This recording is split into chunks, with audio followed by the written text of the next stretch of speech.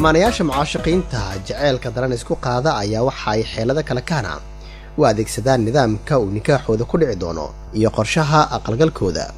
waana hubanti in ummadda Soomaaliyeed muddo qarniyo ah adeegsan jireen nidaamka guurka loo yaqaan masaafada oo inta badan ragga guurdoonka doonayaan inay gabdhaha kala baxsadaan reerkooda si ay deegaan kale ugu soo nikaaxsadaan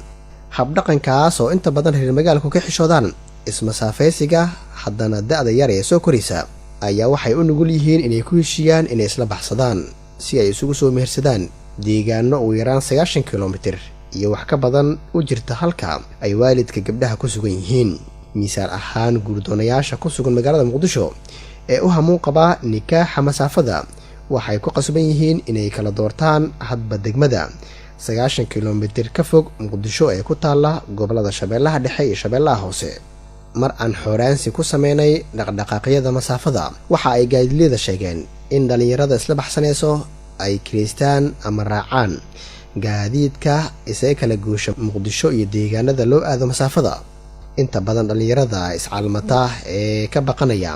in waalidkood sababo jira awgeed ugu bandhiga karin taladooda guurka waxay u socdaalaan deegaano ugu yaraan 90 kilomitir u jirta hadba deegaanka ay ku sugan yihiin misaal ahaan kuwa ku sugan Muqdisho waxay masaafo ahaan u safraan degmooyinka Jowhar Warshiq Walaweyn iyo deegaanada kale ee masaafadaasi u jirta Muqdisho wariyaasha Dalsan TV ayaa waxa indha-indheen iyo raadraacyo ku sameeyeen nidaamka masaafada waxayna wareysiyo la yeesheen qaar ka mid ah dhalinyaro masaafo u socotay oo aan kula kulanay xeebta degmada Warshiq ee gobolka Shabeellaha Dhexe kan ku qabanno waxa kamid ah dalxiisan ku qaadnaa oo meel dhadhow iyo meel dheer inta waa ku qaadnaa waxyaabo far badan kilo adiga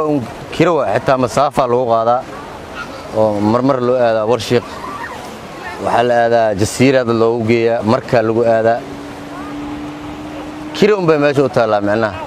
guurdoonayaasha u soo masaafo tagay Warshiq oo aan mikrofoonka Dalsan TV la dhax qaadnay waxa ay badankood ka tageen magaalada Muqdisho inkastoo aysan dhinaca dhulka soo marin waxa ay sheegeen in gaadiidka dhulka ka doorbideen inay dooni ka soo raacaan xeebta Sugundolido si ay waqti kooban ku soo gaaraan degmada Warshiq kadibna dib ugu laabtaan Xamar mid ka mid ah naaqodayaasha doonyaha loo raaco masaafada ayaa u sheegay Dalsan TV in ay dakhli ka sameeyaan dadka maalin kasta u safra Warshiq waxa kale oo uu sheegay inay jiraan guurdoonayaal aan tiro badnayn oo doonyaha u kireysta si ay isugu soo nikaaxsadaan gudaha badda oo qiyaastii 90 kilomitir u jirta xeebta Muqdisho waxa uu sheegay in inta badan dhalinyarada in ay horay u soo wataan shiiqii isku nikaaxi lahaa iyo dhowr saaxiibo oo marqaati ka noqda taariikhdaas weligeeday socdeen hadda bilaan weligeeday socdeen xitaa muxuu ay sheeg wadaadka xataa oo masaafada markii la aadayo ninka iyo naagta kaliya xataa bixima marqaatiyaasha wadaadka wax dhan inta laga qaado doontooda raacay marka xagga 90 kilomitir meel ah jirto oo Warshiq wax yar u jirto meesha la tagaya markaas shiiqii wax dhan la dejina waxa kamid ah Baraawa kamid ah marka kamid ah inta ilaa Cadalan tagnaa fudaad waay 6 saac la waay si socod 5 saacna soo socdo badda way ka cabsanayaan dadka badana badda way ka cabsanayaan laakiin annaga ahaan badda noo fudud macna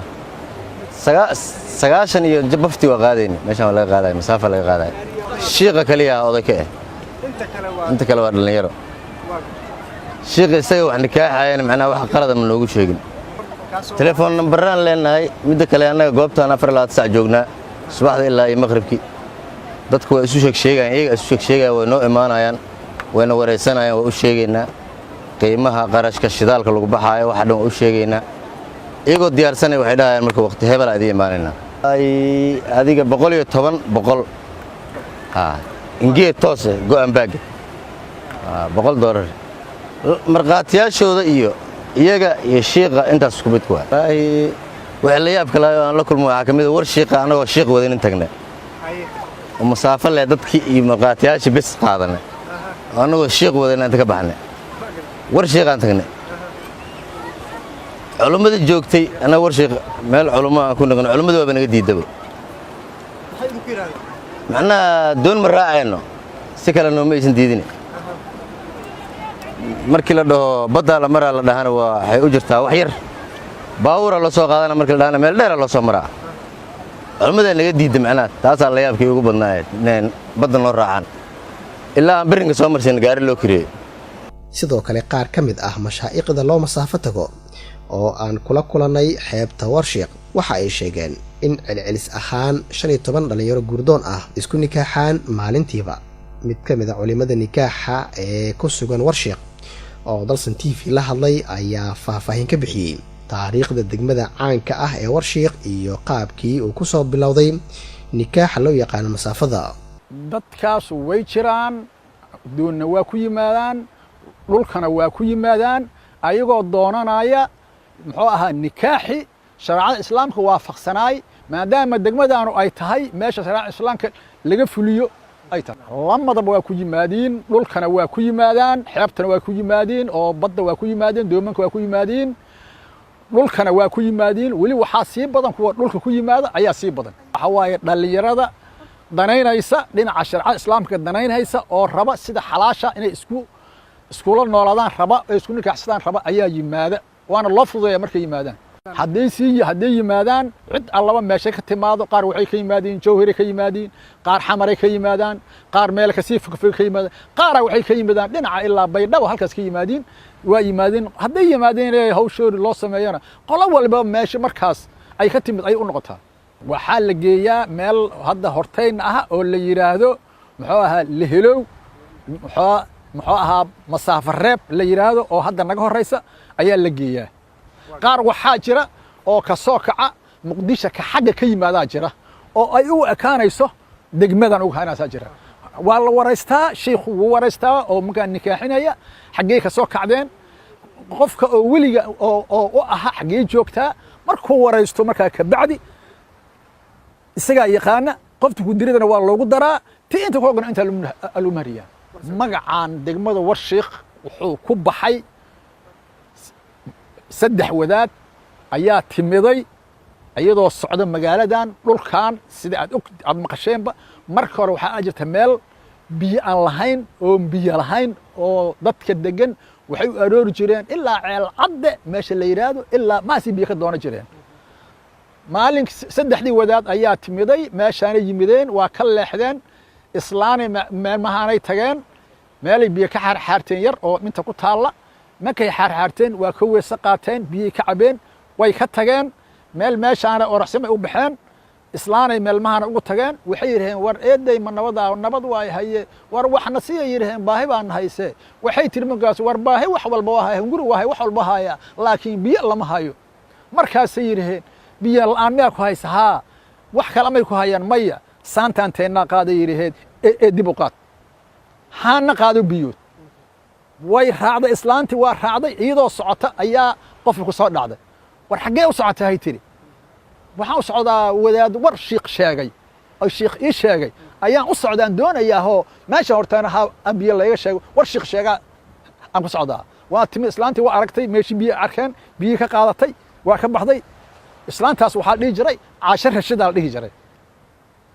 intii joogi jirtay deganaa jirtay meeshii biyo ka qaaday waa u geysay Warshiiq sidaasay ku baxday marka gudoomiyaha degmada Warshiiq ee gobolka Shabeellaha Dhexe Axmed Xuseen Axmed Shidka waan kula kulanay xarunta degmadaasi ayaa waxaan wax ka weydiinay arrimaha masaafada ee degmadaasi masaafada iyo dadka weheliya leeyahay dadka la socda iyo masaafada waa dad ku damila waa dad masaafada waxa la yiraahdaa laba qof oo masaafaysa iyo dadka weheliya oo la socda waxay sameeyaan waa haween halkan baryaan waxay isku soo aadiyaan haweenka jimcaha galab qamiisay yimaadeen masaafada soo xirtaan hotelkooda degaan maalintii jimcaha badooda galaan galab jimcaha ka carabaan markay Muqdisho u laabtaan marka waxa ugu badan yimaadeen waa ardayda muxuu ahay jaamacadaha dhigta ama iskoolaadka dugsiga dhigta oo Muqdisho ayaa u badan wax loo yimaadaan degmadan waxa waaye